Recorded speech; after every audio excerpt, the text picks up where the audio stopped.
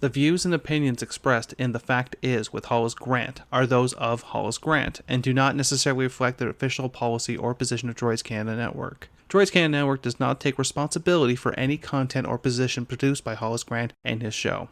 Listener discretion is advised.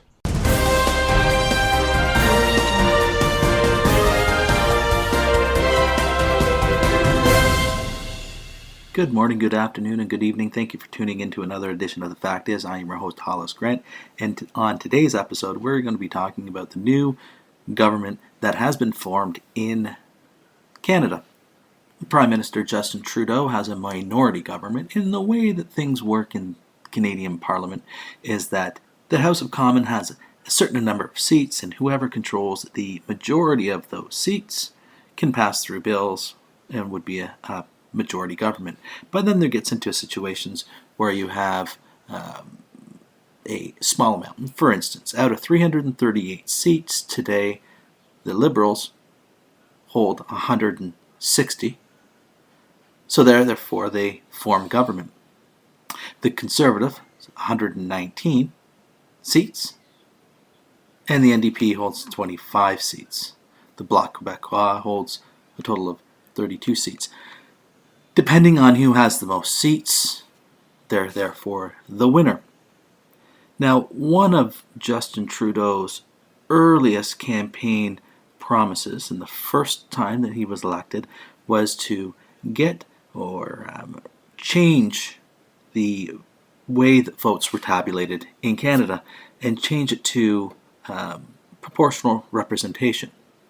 So depending on how many votes were in a region would determine a winner, not just the total number of votes. But that campaign promise was broken. And leading into his next election, he held a minority government, meaning he didn't have the majority of 338 seats. You need over half of that to become a majority government because you have more than half those seats. So the last election that went around in 2021, in the time of COVID, in a time where this disease is so deadly and is killing so many people that Justin Trudeau thinks that you should go and vote. Well, in that one, the way that the Liberals targeted their strategy was to win key ridings, not necessarily go for the majority government, which he did think that he could win, but at least maintain all the key ridings that he had. And he ended up with 160 seats. What that means, the 160 seats, is that 32.6% of the vote, of people that voted, 32.6 voted for the Liberals.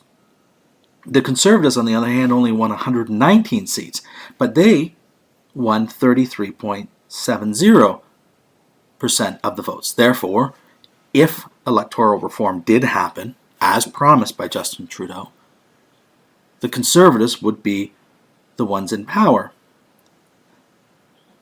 But with a minority government, the lifespan of these governments are about 2 years.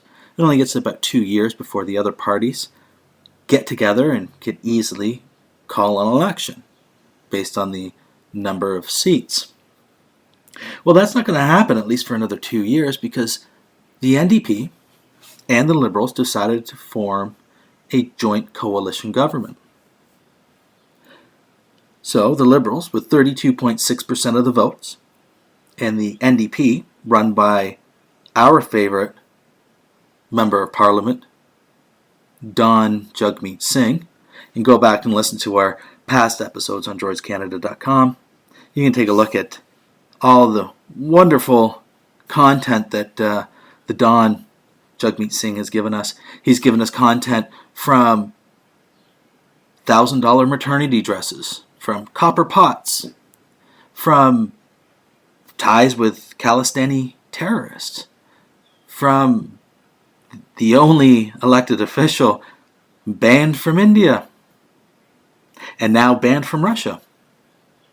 But nonetheless, Jagmeet Singh, who clearly doesn't think that he has a chance to be a leader or a prime minister, has decided to cuddle up with the Liberals, form a government, so that he can get stuff done. or so he thinks. Now, what's interesting about Jagmeet Singh is what he said about Trudeau, and in politics this is a very short memory, taken from the NDP website, February 7th, 2020. Jagmeet Singh calls on Justin Trudeau to show federal leadership on the convoy crisis. If you recall, the Great Canadian Trucker Convoy, the one where truckers from all across Canada descended in to protest in Ottawa, and while Justin Trudeau saw them coming, decided to hide. He ran and hid. Not like the President Zelensky of the Ukraine, where the Russians come bombing your city, your country, and you stay in the capital. You stay there to support the troops that are left behind. No, Trudeau wouldn't do that. Trudeau, when a bunch of unarmed truckers came to protest and to park their trucks on the streets of Ottawa, he got COVID and went into hiding. But let's go back to the article.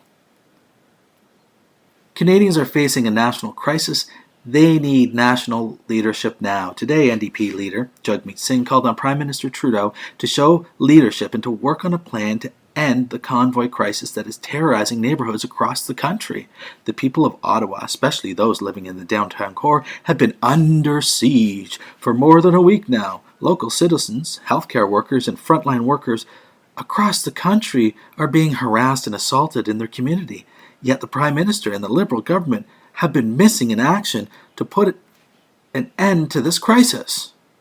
Quote, since the beginning of the convoy, and despite things only getting worse, the Prime Minister hasn't taken any action to help calm the situation or de-escalate, while families are being terrorized in their communities, said Singh. Healthcare workers and employees of local businesses have also been harassed or assaulted simply for going to work. Symbols of hate are being promoted and memorials have been vandalized. In times of crisis, a Prime Minister must be present to show leadership. Canadians need a plan to end this convoy, and Canadians have done everything they need to keep themselves and their communities safe. They need a plan to get to the end of the pandemic. Singh and the NDP called for an emergency debate to find solutions to this crisis and laid out some concrete steps the Prime Minister could take. And in the article, they list 4 ludicrous steps to take. But back to the article, the solutions are not simple, but national leadership is needed. People need to know that their Prime Minister is at the table to solve this crisis and to work on a plan to end this pandemic to help Canadians come out of this pandemic stronger, said Singh. New Democrats will continue to push Liberal government to take leadership in the face of this crisis and will always fight to help Canadians get through the pandemic and be better off after it. But yet, Jagmeet Singh is so concerned about the leadership on February 7th and so concerned about Canadians and speaks with such concern that the Prime Minister has gone missing and not listening to Canadians and not helping, but yet wants to have a coalition government and support this government. The same government that he critiqued and said, no, this is bad, you need to start working together and finding solutions, and did nothing. He's supporting the government that does nothing. So he is in fact supporting nothing and supports nothing and doesn't really care about the common people, because going back to the roots of the New Democratic Party was a working man's party, a union party, parties that represented the everyday common man that really wasn't educated and just a simple man just wanted to go through life and just make a living, like truckers.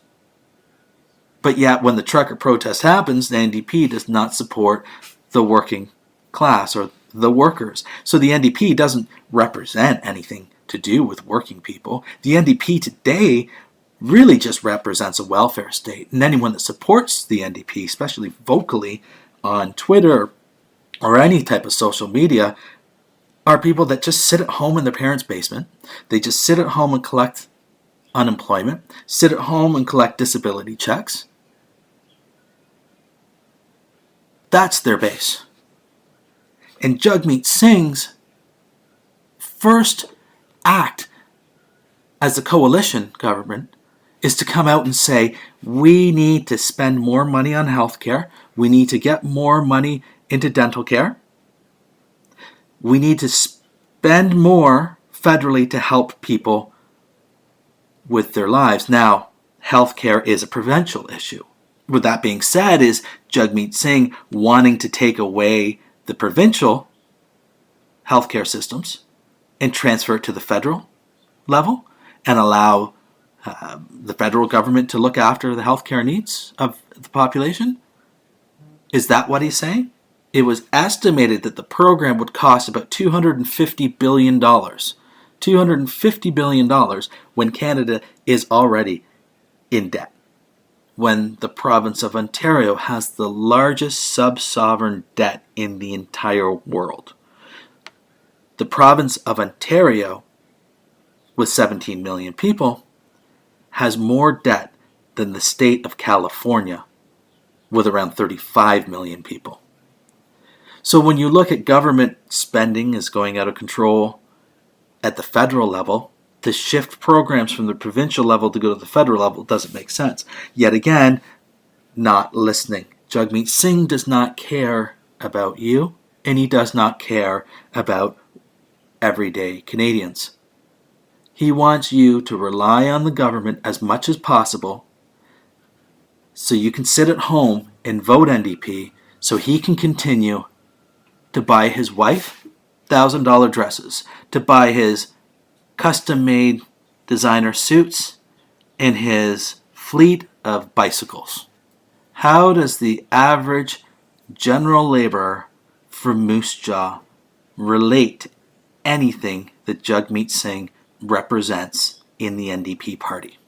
Things are going to get a lot worse in Canada, but I can tell you one thing. They're going to get a lot more entertaining. Because when we have people like Justin Trudeau and Jagmeet Singh ruling the country,